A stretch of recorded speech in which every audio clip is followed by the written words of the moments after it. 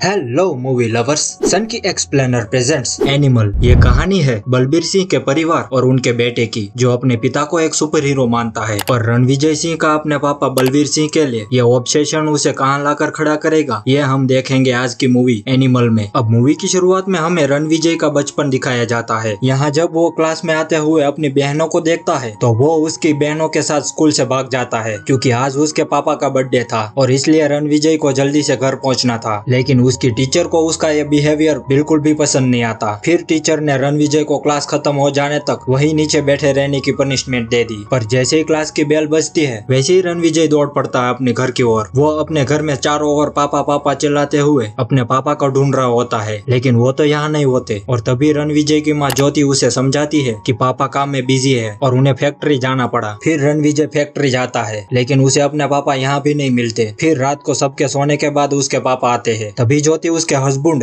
रणविजय के पापा को बताती है कि तुम्हारा बेटा तुमसे इतना प्यार करता है कि वो कह रहा था कि उसका नाम बदलकर बलबीर सिंह सेकंड रख दो और उसके लिए तुम ही उसके सुपर हीरो हो। फिर बलबीर रणविजय के रूम में जाता है। तभी उसे रणविजय के हाथ से एक लेटर मिलता है जिसमें लिखा हुआ था कि पापा अगले जन्म में आप मेरे बेटे बनना और मुझसे सीखना कि अच्छे पापा कैसे बनते हैं, और फिर उसके अगले जन्म में मैं फिर से आपका बेटा बनूंगा और फिर आप मुझे जी भर कर प्यार करना। अब समय बीतता है। रणविजय अब जवान हो चुका है और वो अपने दोस्त की बहन गीतांजलि के एंगेजमेंट में आया हुआ था। लेकिन जैसे ही उसने यहाँ गीतांजलि को देखा तो उसके मूड के परखच्चे उड़ जाते हैं। फिर वो अपने सभी दोस्तों को इकट्ठा करके स्कूल सॉन्ग गाने लगता है, जिसे सुन के गीतांजलि भी उड़ के वहाँ आ जाती है। फिर गीतांजलि रणविजय को कहती है कि भैया कब आए अमेरिका से, और ये सुन रणविजय के लफ्ज खत्म हो जाते हैं। और उसने गीतांजलि को कहा कि भैया नहीं, क्योंकि मेरे दिल में तुम्हारे लिए बहनों वाली कोई भी फीलिंग नहीं। फिर अकेले में रणविजय ने गीतांजलि से पूछा कि तुझे तो अमेरिका जाना था और पीएचडी करनी थी, तो इतनी जल्दी शादी कैसे। फिर यहाँ रणविजय इनडायरेक्टली सही वो गीतांजलि से कहता है कि तुझे एक स्ट्रॉन्ग लड़के को चुनना चाहिए जो तेरे लिए कुछ भी कर सके, ना कि ऐसे कोई एरो गेरो से। फिर वो जाते जाते उसे ये भी कह देता है कि गीतांजलि तुम्हारी बैग काफी बड़ी है और तुम्हें बच्चे हेल्दी होंगे। और फिर पार्टी से जाते जाते रणविजय गीतांजलि के भाई से भी पूछ लेता है कि कोई चांस है कि मेरी गीतांजलि से शादी हो जाए, क्योंकि उसने मुझे स्कूल में तो हाँ बोल दी थी, लेकिन जब मैं तुम्हारे घर उसे मिलने आया तो तेरी माँ ने मुझे राखी बंधवा दी। फिर वो अपने दोस्त को कहता है कि तू मान ना मान, अभी भी हमारे बीच कुछ है। फिर उसका दोस्त उसे कहता है कि देख भाई, बचपन ना छोड़ दे, 2 दिन में उसकी शादी है और उसके बाद वो यूएस चली जाएगी। लेकिन रणविजय कहता है कि वो कहीं नहीं जाएगी। और तभी गीतांजलि वहाँ आकर अपने भाई को अंदर बुला लेती है और यहाँ रणविजय बाल कटवा कर अपने घर पहुँच जाता है, क्योंकि आज उसके पापा का बर्थडे है। और रणविजय ने बाल इसलिए कटवाए थे क्योंकि उसके पापा को छोटे बाल पसंद थे। और बलबीर कहता है कि तुम पर बड़े बाल भी जचते हैं, जिस पर रणविजय कहता है कि कोई बात नहीं पापा, मैं फिर से बड़ा कर लूंगा। यहाँ रणविजय अपने दादाजी से पूछता है कि दादाजी, हमारे परिवार से कभी कोई क्यों नहीं आता और ऐसी क्या बात है। फिर उसके दादा बताते हैं कि बेटा, परिवार कब बिखर गया ये पता ही नहीं लगा, तू कभी मेरे घर आना, तुझे पूरी कहानी बताऊंगा। और तभी रणविजय का जीजा वरुण उसे बुलाता है कि मेरे साथ चल, तुझे सीएम से मिलवाता हूँ। लेकिन रणविजय इसके लिए साफ मना कर देता है। यहाँ पर रणविजय की वरुण से आपस में बिल्कुल भी नहीं बनती थी, जिसके कारण वो इतनी सी बात को बहस करके बड़ी बना लेते हैं। और यहाँ रणविजय की बहन रीति इस बात से रोने लगी कि तुम मेरे पति से ऐसे कैसे बात कर रहे हो, और वो ये सब अपने पापा को बताती है। तभी बलबीर आके रणविजय को कहता है कि जाओ और वरुण से माफी मांगो। लेकिन रणविजय ने उन्हें भी मना कर दिया कि नहीं, मैं माफी नहीं मांगूंगा। और यहाँ पर रीत साइड में बैठे हुए रोने लगी। तभी रणविजय उसके पास आता है और यहाँ हमें उनके पास्ट का एक सीन दिखाया जाता है। जब उसकी बहन रीत की कॉलेज में बच्चों ने रैगिंग की, तब रणविजय कॉलेज में एक गन लेके पहुंच गया। लेकिन उसे उस वक्त तो वहाँ वो लड़के नहीं मिले, पर रास्ते में उसने उन सबको अपनी कार से भगा भगा कर मारा। और यह बात जब बलबीर को पता चलती है तो वो उसे मारते हैं और पूछते हैं कि तू ये सब क्या कर रहा है। लेकिन रणविजय के हिसाब से कुछ भी गलत नहीं था, और अगर उसके परिवार को कोई भी तंग करेगा तो वो उसे भी नहीं छोड़ेगा। फिर बलबीर सिंह रणवीर को घर से निकालते हुए उसे बोर्डिंग स्कूल में डाल देता है और अब उसने अपनी बहन के कहने पर अपने जीजा से भी माफी मांग ली। लेकिन रणविजय के पापा उसे यहाँ बताते हैं कि वो रणविजय की कंपनी शेयर्स वरुण यानी उसके जीजा के नाम कर रहे हैं, क्योंकि वरुण उनकी कंपनी स्वास्तिक, जो देश की एक बहुत बड़ी स्टील कंपनी है, उसे अच्छी तरह से संभाल सकता है। और यहाँ पे भी रणविजय को अपने बोलने की वजह से थप्पड़ पड़ा और वो यहाँ अपना घर भी छोड़कर जाने ही वाला था कि उसका दोस्त गीतांजलि को लेकर यहाँ आ गया, क्योंकि गीतांजलि ने अपनी शादी तोड़ दी थी। फिर रणविजय गीतांजलि को लेकर अपने पापा के पास जाता है। उसने उन्हें बताया कि मैं गीतांजलि से शादी करने वाला हूँ, पर उसके पापा एक शब्द भी नहीं बोलते। फिर वो दोनों गीतांजलि के घर जाते हैं और यहाँ भी सब उनसे इसका जवाब मांगते हैं, पर उन्होंने अपने जवाब में कुछ इस तरीके से समझा दिया। फिर रणविजय और गीतांजलि कहीं दूर पहाड़ों में जाकर शादी कर लेते हैं और इन सब के बाद वो अमेरिका चले जाते हैं। अब अगले ही सीन में हम देखते हैं कि रणविजय बड़े बड़े बालों में बड़ी बड़ी दाढ़ी के साथ बिल्कुल एक सुअर की तरह अपनी गैंग को लेकर गैंग बैंग करने,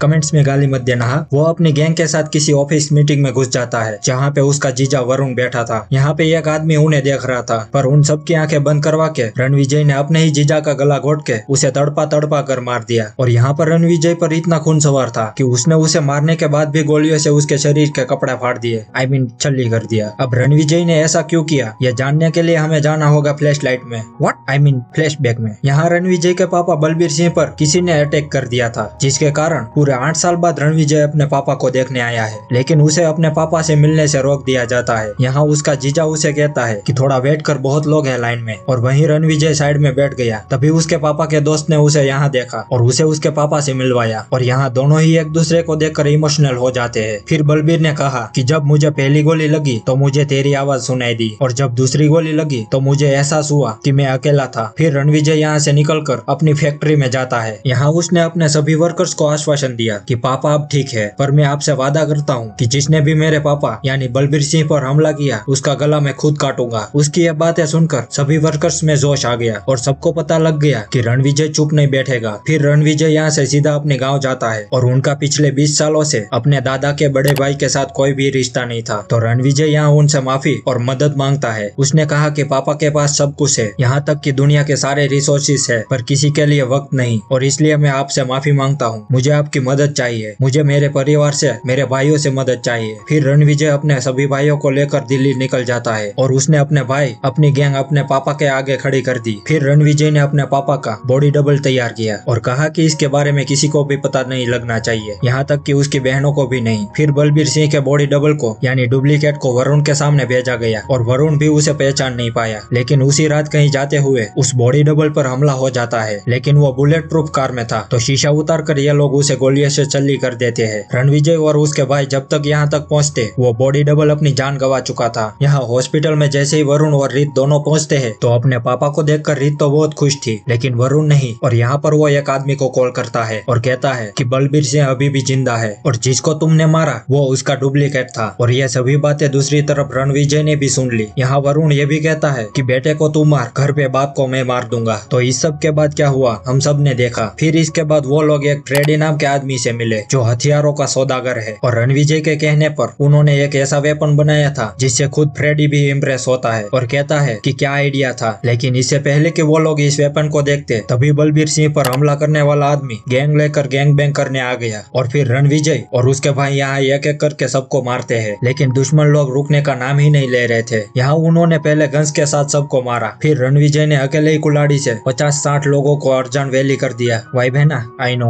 लेकिन इसके दौरान रणविजय को भी बहुत चोट लगी, लेकिन उसका जोश इस वक्त इतना था कि उसे कुछ भी महसूस नहीं हो रहा था। लेकिन वहाँ और भी लोग आ जाते हैं और तभी उन्होंने उस वेपन को खोला जिसे फ्रेडी यहाँ लाया था। फिर रणविजय उस गाड़ी में बैठ गया और निकल पड़ा सबको दिखाने, मौत का रास्ता। वो लगातार ऐसे गोलियां चलाता है जिससे कि वहाँ कोई भी नहीं बचता। रणविजय ने यहाँ की दीवार, खंबे सब तोड़ दिए, और जैसे ही गोलियों की बौछार खत्म हुई तो वो आदमी यहाँ कर लेट जाता है, और जैसे ही रणविजय गाड़ी से उतरा वैसे ही उसने उठकर रणविजय पर गोलियां चला दी। लेकिन 2 गोलियों से तो रणविजय के बाप को भी कुछ नहीं हुआ, तो यह तो कैसे मरेगा। और तभी उस आदमी को पीछे से गोलियां लगती है और तभी उसे अपने भाई का फोन आता है। फिर रणविजय उस आदमी से कहता है कि मैं अभी भी जिंदा हूँ और अब तुझे मेरे पास आने की कोई जरूरत नहीं है, मैं खुद आऊंगा तेरे पास और तेरे परिवार, तेरे काम सबको खत्म कर दूंगा। और तभी रणविजय वहाँ पर बेहोश हो जाता है और उसे कोमा में देखकर गीतांजलि फुट फुट कर रोने लगी। अब रणविजय को 2 हफ्तों के बाद होश आता है, लेकिन उठते उसके मुंह से पहली आवाज निकली कि कुछ पता चला। लेकिन यहाँ पर रणविजय के कान के पर्दे फट चुके थे और उसे कुछ भी सुनाई नहीं दे रहा था। और अब 28 दिनों के बाद डॉक्टर्स की पूरी टीम ने बैठकर उसे बताया कि तुम्हारी हालत बहुत बुरी है और जोश में तुम्हें कुछ भी पता नहीं चला, पर तुम्हें 6 गोलियां लगी है और सर भी तरबूज की तरह फट चुका है, जिस वजह से तुम्हारी सूंघने और टेस्ट करने की शक्ति जा चुकी है, और 1 गोली तुम्हारे दिल के पास लगी और 1 गोली तुम्हारे एब्डोमेन में, जिस वजह से तुम्हारा यूनिटी सिस्टम भी काम नहीं कर रहा, और इन सबसे जरूरी तुम्हारा हार्ट फेल हो रहा है। और वो लोग दूसरा हार्ट तो ढूंढ रहे हैं, लेकिन हार्ट ट्रांसप्लांट एक बहुत ही मुश्किल सर्जरी होती है जिसमें इंसान के जिंदा रहने के चांस है सिर्फ 1%। रणविजय ने सब कुछ छोड़ सबसे पहले अपनी बहनों को बता दिया कि उसने उसके पति वरुण को मारा था और पापा पर हमला करने वाला वही था। और थोड़े दिनों बाद उन्हें एक डोनर मिल गया और आज शाम रणवीर की डॉक्टर से मीटिंग भी है। वही दूसरी तरफ कहीं दूर अबरार हक हक नाम के इस आदमी की तीसरी बार शादी हो रही थी। हाँ भाई, अपने लॉर्ड बूबी की शादी हो रही है, लेकिन वो बोल नहीं सकता। लेकिन उसका भाई अबीद हक ही उसकी आवाज है। और जैसे ही अबरार की शादी हुई तभी भीड़ में से एक आदमी आकर उसे यह खबर दे देता है कि उसका छोटा भाई असरार दिल्ली में मारा गया। और तभी अबरार सबके सामने खबर देने वाले व्यक्ति को मार देता है, क्योंकि वो अपने भाई से बहुत प्यार करता था। और यहाँ हमें पता चलता है कि बलबीर को मारने का उन्हीं का प्लान था, और वो बलबीर और उसके बाप से बदला लेना चाहते थे, क्योंकि उन्होंने अबरार के दादा को उनकी कंपनी स्वास्तिक से निकाल दिया था। लेकिन बीच में रणविजय आ गया और अब रणविजय का हार्ट ट्रांसप्लांट हो चुका है, और इसी खुशी में वो बिना कपड़ों के अपने बगीचे में घूम रहा था। तभी उससे मिलने एक लड़की आती है जिसका नाम जोया था, और जो हार्ट रणविजय को मिला था वो जोया के फियांसे का था, जिसके कारण जोया एक बार रणविजय से मिलना चाहती थी। लेकिन रणविजय ने उसे कहा कि तू रुक जा, जब तक तेरा दिल हल्का ना हो जाए तो यहीं पर रह। क्या मतलब कि रणविजय का जोया पर दिल आ गया? अरे वो भी तुम लोगों की तरह एक जानवर है। I mean, सच बोल दिया क्या? वो पूरा दिन जोया के साथ गुजारता, यहाँ तक कि उसने गीतांजलि की कॉल्स भी उठाना बंद कर दिया था। यहाँ रणविजय जोया के लिए एक रोल्स रॉय ऑर्डर करता है, बिल्कुल जोया जैसी, I mean, काली। पर जैसे ही वो रोल्स रॉयस की तरफ मुड़े वो ब्लास्ट हो गई। फिर रणविजय उसे कहता है कि गाड़ी के बारे में भूल जाओ, क्योंकि आज हम शादी कर रहे हैं। जिसे सुनकर जोया कहती है कि मैं तुमसे शादी नहीं कर सकती, क्योंकि मैं तुम्हारी दुश्मन हूँ, और जो दिल तुम्हारे अंदर है उससे मेरा कोई भी रिश्ता नहीं है, और मुझे यहाँ तुम्हारे दुश्मन ने भेजा है, क्योंकि अबरार हक अपने छोटे भाई को ऑपरेशन के जरिए तुम्हारे जैसा बना रहा है, ताकि जब तुम यहाँ मेरे साथ होगे तब वो नकली रणविजय बनकर तुम्हारे परिवार को मार सके, जिससे मरते हुए तुम्हारे परिवार यही सोचे कि जो रणविजय हमारे लिए जान दे सकता था उसी ने हमारी जान क्यों ले ली। क्या मतलब कि लड़कियों के पेट में बात नहीं टिकती, ऐसा कौन कह रहा है? बैगन। फिर वो यह भी बताती है कि अबरार और रणविजय का कोई रिश्ता है, क्योंकि अबरार बलबीर को चाचा कहकर बुलाता है, और ये ब्लास्ट तुम्हारी जान लेने के लिए था। लेकिन असल में ये ब्लास्ट रणविजय ने जोया का मुंह खुलवाने के लिए करवाया था, क्योंकि वो पहले से जानता था कि जोया झूठ बोल रही है, और इसीलिए उसने जोया के साथ प्यार होने का नाटक किया ताकि उससे सच निकलवा सके। अब यह सब सुनने के बाद रणविजय अपने दादा के पास गया उनसे पूछने के लिए कि अबरार और उसका क्या रिश्ता है। फिर उसके दादा ने बताया कि अबरार के दादा और वो दोनों भाई थे, और उन्होंने साथ में ही कंपनी शुरू की थी। लेकिन अबरार के दादा की भड़वाई I mean, चालाकी और धोखे की वजह से उसने उसे कंपनी से निकालना पड़ा, जिसके कारण वो देश छोड़कर चला जाता है, और कुछ ही समय बाद उसने अपने पापा को आग लगा दी। फिर अबरार के बाप ने अपना धर्म बदलकर 3-4 शादियां कर ली और बहुत से बच्चे भी किए, और अबरार उनमें से सबसे बड़ा है। फिर रणविजय सीधा अबरार को मारने के लिए निकल पड़ा, और वो उसके ही घर में घुसकर सभी आदमियों को मार देता है। वही अबरार भी उसका सामना करने के लिए आ रहा था, लेकिन तभी उसका भाई उसे रोकता है और कहता है कि नहीं, अभी हमारे सभी लोग मर चुके हैं, और अगर तूने उसे भी मार दिया और तू भी मर गया तो हमारा सारा प्लान खराब हो जाएगा, और हमें इसे नहीं बल्कि स्वास्तिक और बलबीर चाचा को खत्म करना है। फिर वो दोनों भाई यहाँ से निकल जाते हैं, और यहाँ रणविजय को बस अबरार की पत्नियां ही मिलती है, और उनमें से एक को बच्चा होने वाला था। रणविजय ने उसे धमकाते हुए पता किया कि अबरार कहाँ है। यहाँ अबरार देश छोड़कर निकलने ही वाला था कि तभी रणविजय अपनी गाड़ियों से प्लेन का रास्ता ब्लॉक कर देता है। फिर अबरार और रणविजय एक दूसरे के सामने आते हैं। यहाँ रणविजय ने अपने भाइयों को कहा कि चाहे मैं मर भी जाऊँ तो भी कोई गोलियां नहीं चलाएगा, क्योंकि वो दोनों यहाँ अकेले लड़ना चाहते हैं। फिर उनके बीच बहुत देर तक लड़ाई चलती है, और इसी बीच अबरार के लोग भी यहाँ आ गए, और उसने भी अपने आदमियों को मना कर दिया कि कोई भी गोली नहीं चलाएगा। यहाँ पर अबरार रणविजय पर हावी हो रहा था, यहाँ तक कि वो तो उसकी पीठ के ऊपर चढ़ के सिगरेट पीने लगा। स्वैग है भाई लॉर्ड बूबी का। लेकिन रणविजय यहाँ पर खड़ा हुआ। उसे याद आया कि कैसे उसने उसके पापा को मारने की कोशिश की थी। फिर उसने अबरार को खूब मारा। फिर वो खड़ा होकर अबरार को कहता है कि तू खून है मेरा, और इसीलिए दादाजी ने कहा था कि तुझे माफ कर दूं, इसलिए मैं यहाँ रुक जाऊंगा, लेकिन तू रुकेगा क्या? लेकिन अबरार का जवाब ना था। फिर रणविजय सबके सामने ही अबरार का गला काट देता है। उसके बाद वो वापस अपने घर जाता है, सबको बताने की वो जीत गया है। फिर कुछ दिनों बाद दिवाली के दिन रणविजय अपने पापा को कहता है कि पापा, मुझे आपके साथ अभी बहुत टाइम बिताना है, इसलिए चलो हम सब अमेरिका चलते हैं। लेकिन उसके पापा की एक मेडिकल रिपोर्ट आई हुई थी जिसमें साफ साफ लिखा हुआ था कि उनके पास सिर्फ 5-6 महीने ही बाकी है। तो रणविजय कहता है कि नहीं, ऐसा नहीं हो सकता, हम इसका ट्रीटमेंट करवाएंगे। तो बलबीर सिंह का कहना था कि ये चीज तेरी गन्स और मारामारी से ठीक नहीं होगी। तभी रणविजय ने कहा कि मेरी गन्स और मारामारी की वजह से आज घर में शांति है, और उन दोनों के बीच में फिर से लड़ाई हो जाती है। फिर यहाँ रणविजय अपने पापा को दिखाता है कि कैसे उन्होंने पूरी लाइफ रणविजय को ट्रीट किया, और ये सब देखकर बलबीर सिंह जिंदगी में पहली बार टूट गया। फिर वो अपनी गलती मान लेता है कि उससे गलती हो गई, कि उसने रणविजय को वो प्यार कभी भी नहीं दिया। फिर बलबीर रणविजय के लेटर में लिखी हुई बातें रिपीट करते हैं कि अगले जन्म में तू पापा पापा और मैं बेटा, तब तू वो गलतियां मत करना जो मैंने की थी, और फिर उसके अगले जन्म में मैं पापा और तू बेटा, तब मैं तुझे इतना प्यार करूंगा कि तू खुद कहेगा कि मैं दुनिया का सबसे महान बाप हूँ। यह सुनकर रणविजय मगरमच्छ के आंसू फुट फुट कर रोने लगा। लेकिन यह कहानी अभी खत्म नहीं हुई थी। क्या आपको याद है कि अबरार का छोटा भाई अजीज, जिसे वो रणविजय जैसा बना रहे थे, वो अब तैयार है अपने भाई का बदला लेने के लिए, और उसने सबसे पहले रणविजय के 2 भाइयों को जानवरों की तरह काट कर मार दिया। यहाँ जोया को यह देखकर उल्टी आ जाती है, लेकिन ये उल्टी खून देखकर नहीं बल्कि किसी और चीज से आई थी। तू समझा?